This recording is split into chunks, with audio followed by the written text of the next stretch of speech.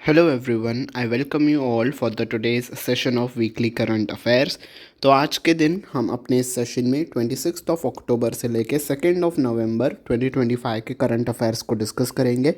चाहे आप कोई भी एग्ज़ाम्स के लिए प्रिपेयर कर रहे हो, एसएससी हो, यूपीएससी हो, रेलवेज़ हो, बैंकिंग हो, इंश्योरेंस हो, यूजीसी नेट हो, जहाँ पे भी करंट अफेयर्स आएगा, this session will be very much helpful for you guys. So and तक बने रहिएगा। एंड जो हमारा डेली करंट अफेयर्स होता है, हम शॉर्ट्स के फॉर्मेट में इसी चैनल पे अपलोड करते हैं। तो शॉर्ट्स के फॉर्मेट में आपका डेली करंट अफेयर्स कवर होते जाता है और वीकली करंट अफेयर्स हम आपके लिए इस सेशन में लाते हैं। तो शुरू करते हैं हम अपने पहले करंट अफेयर्स से।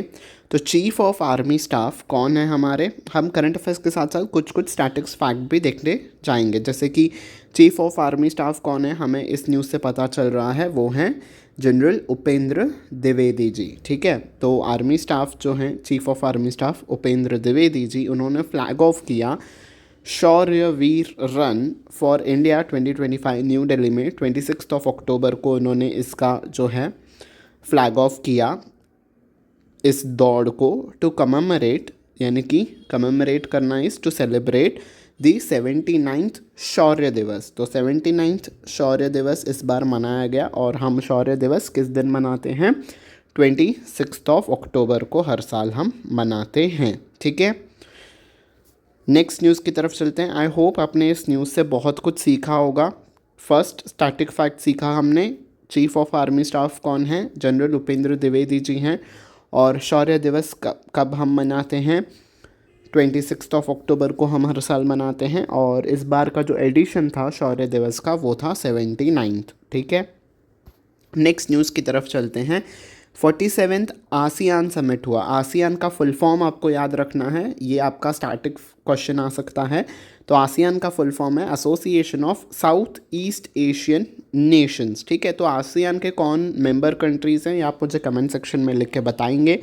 तो इस बार जो है 47th आसियान समिट हुआ और कहाँ पे हुआ? कोलालमपुर, मलेशिया में ये हुआ। और इस बार की आसियान समिट की थीम थी इंक्लूसिविटी एंड सस्टेनेबिलिटी। ये इम्पॉर्टेंट है आपके एग्जामिनेशन पॉइंट ऑफ व्यू से, तो आप इसे ध्यान से नोट कर सकते हो। ठीक है, आप एकदम में से पूरा का पूरा पैराग्राफ आपको नहीं लिखना है। आप कैसे लिख सकते हो? आप अपने बुक में से लिख सकते हो, आसियान समिट हुआ। ठीक है, आसियान समिट हुआ, कौन सा एडिशन था? 47th एडिशन था। और उसकी थीम जो है वो आप लिख सकते हो। ऐसे वन लाइनर में पूरे के पूरे न्यूज़ को आप कवर कर सकते हो। ठीक है, नेक्स्ट न्यूज़ की तरफ अब हम चलते हैं। Final medal tally of 4th south Asian athletics यानी कि SAAF चैम्पियनशिप 2025, जो कि कंक्लूड हुआ कहाँ पे? Birsa Munda football stadium, Ranchi. ठीक है, तो इस बार जो है रांची में 4th एडिशन हुआ साउथ एशियन एथलेटिक्स चैम्पियनशिप का। ठीक है, और इस चैम्पियनशिप में इंडिया ने टॉप किया है विथ 20 गोल्ड मेडल्स के साथ। ठीक है, तो 20 गोल्ड मेडल्स जीत के इंडिया जो है वो फर्स्ट पोजीशन पे रहा।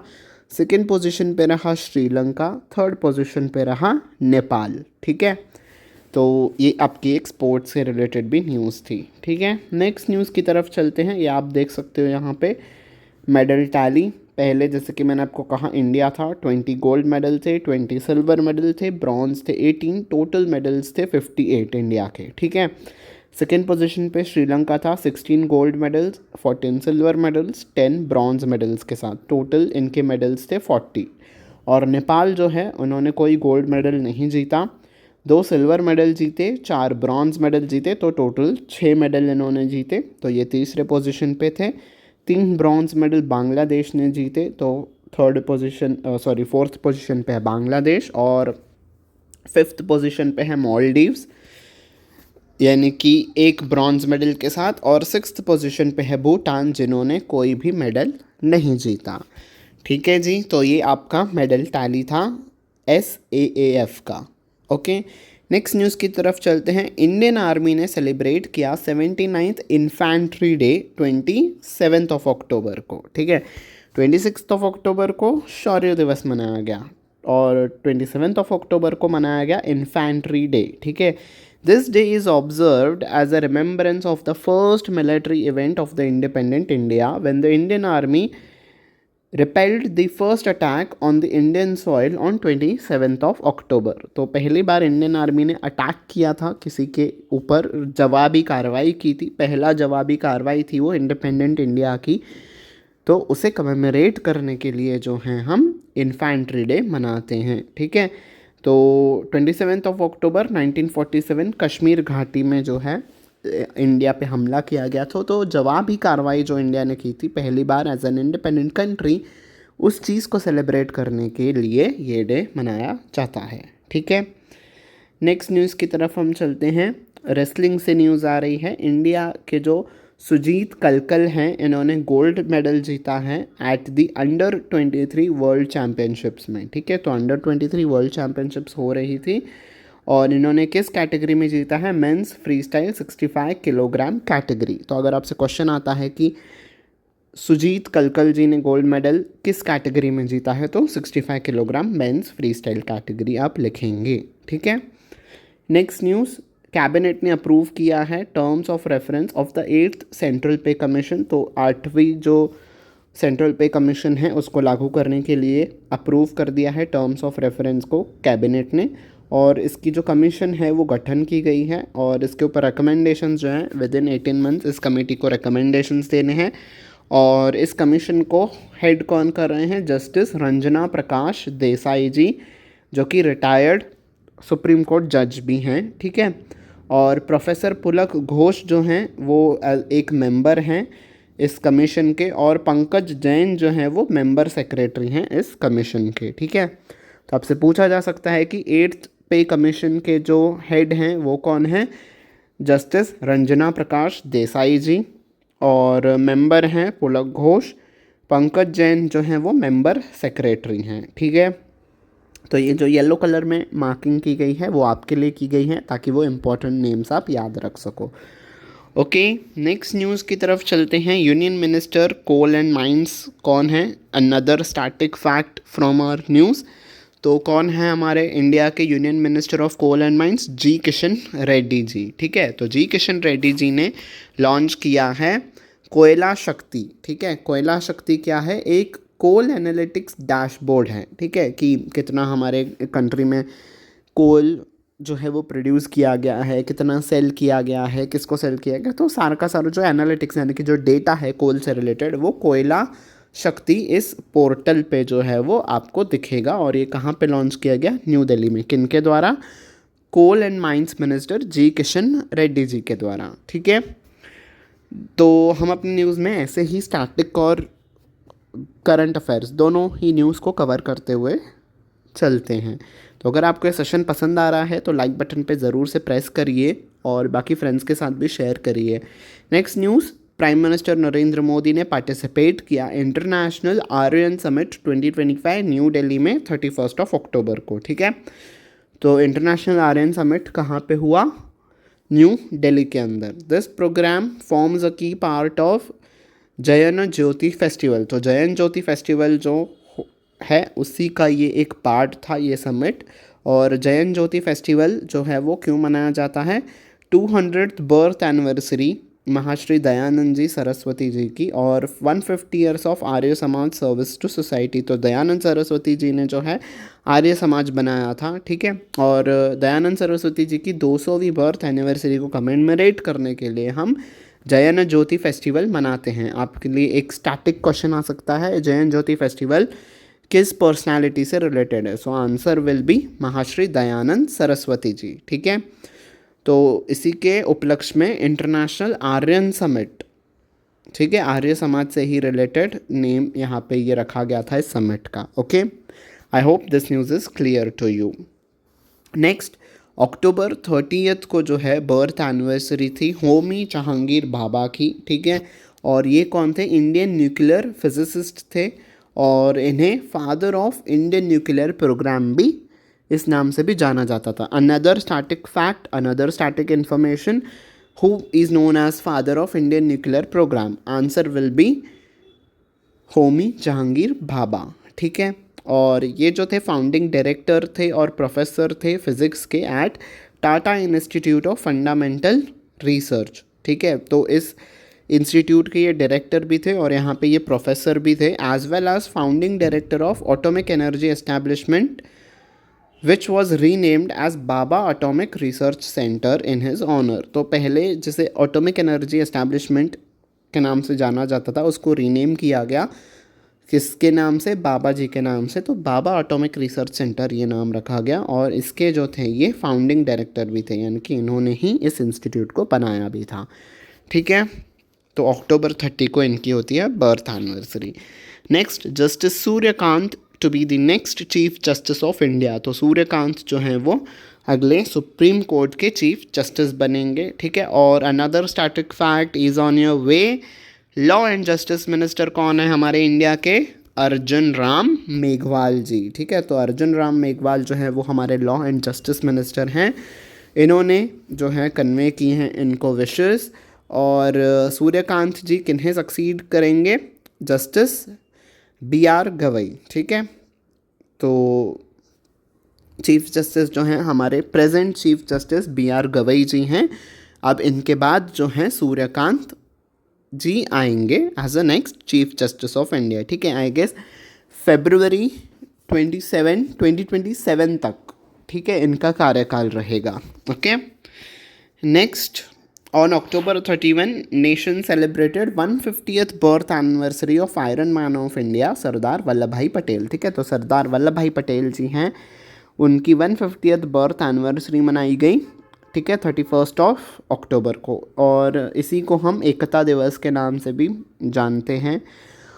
सरदार वल्लभ भाई पटेल जी आयरन मैन ऑफ इंडिया थे, पहले होम मिनिस्टर थे इंडिया के और पहले डिप्टी प्राइम मिनिस्टर भी थे इंडिया के। ठीक है, तो ये कुछ स्टैटिक फैक्ट है सरदार वल्लभ भाई पटेल जी से रिलेटेड। ठीक है, और इसी एकता दिवस के उपलक्ष्य में रन फॉर यूनिटी नाम से इवेंट्स भी ऑर्गेनाइज किए गए। ठीक है, तो ये कुछ इन्फॉर्मेशन थी इनसे रिलेटेड। दीपक मित्तल, तो doctor Deepak Mittal assumes the charge as the ambassador designate of the India to the United Arab Emirates। तो इंडिया की तरफ से यूएई में अम्बेसडर कौन है? दीपक मित्तल जी चुने गए हैं। तो इन्हें जो है बहुत सारा डिप्लोमेटिक एक्सपीरियंस है, ग्लोबली कैसे डील किया जाता है। तो स्ट्रेट अवे क्वेश्चन आ सकता है कि इंडिया के एम्बेसडर यूएई के लिए किन्हें नियुक्त किया गया है? डॉक्टर दीपक मित्तल जी। ठीक है, one of the important appointments. ठीक है, UIDAI unveils Aadhaar Vision 2032 framework to strengthen the future-proof digital identity through AI, blockchain and quantum computing। तो UIDAI जो कि आधार कार्ड्स को बनाने के लिए, उनका डेटा मेंटेन करने के लिए रिस्पॉन्सिबल है, उन्होंने जो है आधार विजन 2032 को जो है वो अनवील किया है। और इसमें जो है क्या कुछ किया जाएगा? आधार में AI का यूज़ किया जाएगा, ब्लॉकचेन टेक्नोलॉजी और क्वांटम कंप्यूटिंग का यूज़ किया जाएगा। ठीक है, next, prime minister Narendra Modi ji ने ग्रीटिंग्स दिए लोगों को। किन लोगों को? आंध्र प्रदेश के सिटीजन्स को, छत्तीसगढ़, हरियाणा, कर्नाटका, केरला, लक्षद्वीप, मध्य प्रदेश, पंजाब एंड पुडुचेरी, इन सारे स्टेट्स और यूनियन टेरिटरीज़ के सिटीजन्स को प्राइम मिनिस्टर नरेंद्र मोदी जी ने बधाई दी। क्यों? क्योंकि तो 1 नवंबर को ये सारे स्टेट्स और यूनियन टेरिटरीज़ अपना जो है वो फाउंडेशन डे मनाते हैं। इसी दिन जो है वो they have came into being. तो एज अ स्टेट का recognization, as an union territory का रिकग्नाइजेशन इनको 1 नवंबर को मिला था। ठीक है, आप कौन से स्टेट और यूनियन टेरिटरी से हो ये आप मुझे कमेंट सेक्शन में लिख के बताना। ठीक है, और आप कब सेलिब्रेट करते हो अपना स्टेट फॉर्मेशन डे ये भी ज़रूर से बताना। नेक्स्ट न्यूज़, इंडिया ने सेट किए हैं 3 Guinness world record under the title women's health campaign स्वस्थ नारी सशक्त परिवार अभियान। तो इस कैंपेन के तहत जो है इंडिया ने 3 गिनीज वर्ल्ड रिकॉर्ड जो हैं अपने नाम किए हैं। ठीक है, और इसी कैंपेन में कई सारे रिकॉर्ड्स भी बनाए गए, including the highest number of people to register for a health care platform in a single month. तो हेल्थ केयर प्लेटफॉर्म पे रजिस्टर करने वाले बहुत सारे हाईएस्ट नंबर ऑफ पीपल एक सिंगल मंथ में इंडिया बन गया। Numbering over 3 crore 21 lakh. तो 3 करोड़ 21 लाख लोगों ने इंडिया के इस हेल्थ पोर्टल पे जो है वो रजिस्टर किया है। It also achieves the record for the most people to sign up for breast cancer awareness online in 1 week. तो किसी एक वीक में किसी ब्रेस्ट कैंसर इवेंट के लिए रजिस्टर करने वाले सबसे ज़्यादा लोग भी जो हैं वो इंडिया से हो गए। कैंपेन चल रहा था। Over 9,94,000 women sign up for the screening. तो इतने सारे लोगों ने ब्रेस्ट कैंसर के स्क्रीनिंग के लिए साइन अप किया, तो ये भी अपने आप में एक रिकॉर्ड है। ठीक है जी। तो इंडिया ने गिनीज वर्ल्ड रिकॉर्ड हासिल किया है किस कैंपेन के तहत? वुमेन्स हेल्थ कैंपेन, जिसका नाम है स्वस्थ नारी सशक्त परिवार अभियान। तो इस कैंपेन के लिए जो है वो इंडिया को गिनीज वर्ल्ड रिकॉर्ड मिला है। लखनऊ को ऐड किया गया है यूनेस्को क्रिएटिव सिटीज़ के लिस्ट में। और किस लिए ऐड किया गया है? For its rich and diverse culinary heritage. तो जो हेरिटेज है लखनऊ का, अलग से विविधता भरा पूर्ण जो लखनऊ में आपको दिखता है कल्चर, वहाँ का जो नवाबी स्टाइल है, उसके लिए जो है लखनऊ को ऐड किया है यूनेस्को के क्रिएटिव सिटीज़ के लिस्ट में। ठीक है। और लखनऊ सिटी को रिकॉग्नाइज़ किया गया है in the category of gastronomy at the 43rd session of general conference in Samarkand Uzbekistan. तो 43rd सेशन चल रहा था इनका समरकंद उज़्बेकिस्तान में। तो गैस्ट्रोनॉमी, कैटेगरी ऑफ गैस्ट्रोनॉमी, तो गैस्ट्रोनॉमी की कैटेगरी में लखनऊ को ऐड किया गया है। ठीक है। लखनऊ कहाँ पे आता है? उत्तर प्रदेश में आता है। कौन है चीफ मिनिस्टर उत्तर प्रदेश के? योगी आदित्यनाथ जी। कैपिटल सिटी है लखनऊ उत्तर प्रदेश की। गवर्नर कौन है उत्तर प्रदेश के? ये आप मुझे कमेंट सेक्शन में लिख के बताना। ठीक है। Next, Rajkumar Arora assumes the charge of financial advisor of defense services। तो डिफेंस सर्विसेज से न्यूज़ आ रही है। तो फाइनेंशियल एडवाइज़र के तौर पे जो हमारे डिफेंस सर्विसेज हैं, जो हमारा आर्मी, नेवी और एयरफोर्स हैं, इनके जो हैं फाइनेंशियल एडवाइज़र के तौर पे राजकुमार अरोरा जी को नियुक्त किया गया है। राजकुमार अरोरा जी 1990 बैच IAS ऑफिसर हैं और इंडियन डिफेंस अकाउंट्स सर्विस में भी इन्होंने काम किया है और controller general of defence accounts के पद पे भी इन्होंने काम किया है। ठीक है। तो पहले से ही ये आर्म्ड फोर्सेस में अकाउंट्स और वो सब संभालते रहे हैं, तो इसलिए अब इन्हें फाइनेंशियल एडवाइज़र के तौर पे भी जो है वो नियुक्त किया गया है। ठीक है। Okay, next news, aviation corps of the Indian army celebrated 40th rising day on 1st of November. तो 1st ऑफ नवंबर को इंडियन आर्मी का जो एविएशन कॉर्प्स है, ये डिपार्टमेंट है एक इंडियन आर्मी के अंदर ही, तो इन्होंने जो है अपना 40th राइजिंग डे सेलिब्रेट किया। ठीक है। आर्मी एविएशन कॉर्प्स के जो डायरेक्टर जनरल हैं उनका नाम है colonel commandant lieutenant colonel Vinod Nambiar. ठीक है। तो एविएशन कॉर्प्स के डायरेक्टर जनरल और कर्नल कौन हैं? Vinod Nambiar ji. Another static fact. Okay. तो इन्होंने जो है सभी लोगों को, ऑफिसर्स को, वेटरन्स को और उनके फैमिलीज़ को 40th राइजिंग डे की शुभकामनाएं दी है। ठीक है। तो एविएशन कॉर्प्स जो एक इंडियन आर्मी का जो डिपार्टमेंट है, उसका 40th राइजिंग डे मनाया गया 1st ऑफ नवंबर को। Next, former Indian hockey goalkeeper जिनका नाम है मैनुअल फेडरिक, उन्होंने गोल्ड मेडल जीता था 1972 म्यूनिक ओलंपिक्स में। वे जो हैं अब नहीं रहे, उनका निधन हो गया है। हॉकी इंडिया प्रेसिडेंट कौन है? दिलीप तिर्के जी। ठीक है। तो another static fact, hockey India के प्रेसिडेंट का नाम है दिलीप तिर्के। ये एक स्टैटिक फैक्ट आपको याद रखना होगा। और मैनुअल फेडरिक किस स्पोर्ट से रिलेटेड थे? हॉकी से रिलेटेड थे। 1972 म्यूनिक ओलंपिक्स में इन्होंने टीम को ब्रॉन्ज मेडल जिताने में हेल्प किया था। ठीक है जी। Next, India's 2-time grand slam winner Rohan Bopanna announces his retirement from professional tennis. तो रोहन बोपन्ना कौन से स्पोर्ट से रिलेटेड हैं? टेनिस से रिलेटेड हैं और इन्होंने जो है रिटायरमेंट अनाउंस कर दिया है। 2 बारी इन्होंने ग्रैंड स्लैम टाइटल भी जीता है। ठीक है। तो ये कुछ स्पोर्ट्स से रिलेटेड न्यूज़ है। अवनी लेखरा ने गोल्ड मेडल जीता है women's 10 metre air rifle category में। कहाँ पे? 2025 पैराशूटिंग वर्ल्ड कप चल रहा है अल अलैन दुबई में, ठीक है।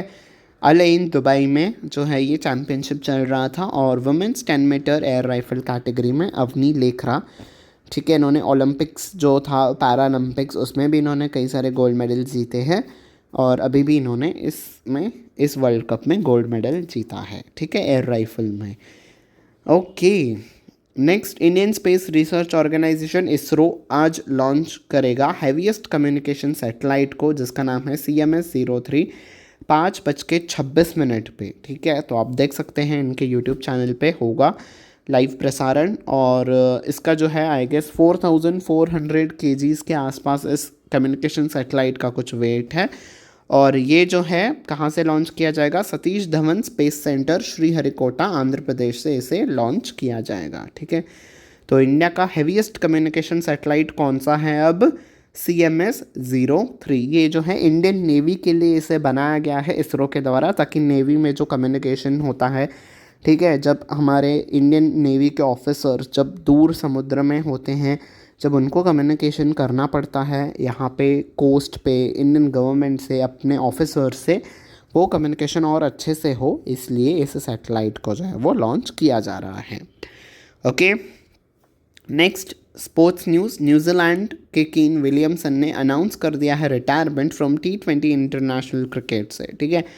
He will continue to play test और ODI क्रिकेट, ठीक है, और टेस्ट और ODI क्रिकेट ये फिलहाल खेल रहे हैं और इंटरनेशनल T20 फॉर्मेट से केन विलियमसन जो है, जो कि न्यूजीलैंड से हैं, इन्होंने रिटायरमेंट अनाउंस कर दिया है। Okay, so that was it for the today's session. Thank you very much कि अगर आप यहाँ तक अगर बने रहे हो तो थैंक यू वेरी मच। अगर आपको सेशन पसंद आया हो तो लाइक बटन पे प्रेस कर दीजिएगा and don't forget to share this session with your friends, ताकि उन्हें भी हेल्प हो अपने प्रिपरेशन में। And last but not the least, subscribe button पे प्रेस कर दीजिएगा और बेल आइकन पे भी प्रेस करिएगा, ताकि आने वाले क्लासेस की नोटिफिकेशन आपको टाइम टू टाइम मिलती रहे। On this note I take your leave. और हमारे डेली सेशंस जो कि हम शॉर्ट्स के फॉर्मेट पे जो हैं अपलोड करते हैं, तो आप उसे देखना ना भूलिएगा। अगर आप चाहते हैं कि हम अपने जो शॉर्ट्स फॉर्मेट है वो भी हम लॉन्ग फॉर्मेट में कवर करें, तो वो भी आप मुझे बताइएगा कमेंट सेक्शन में। And until then, stay updated, stay smart, stay curious, stay connected with Let's Learn. See you tomorrow.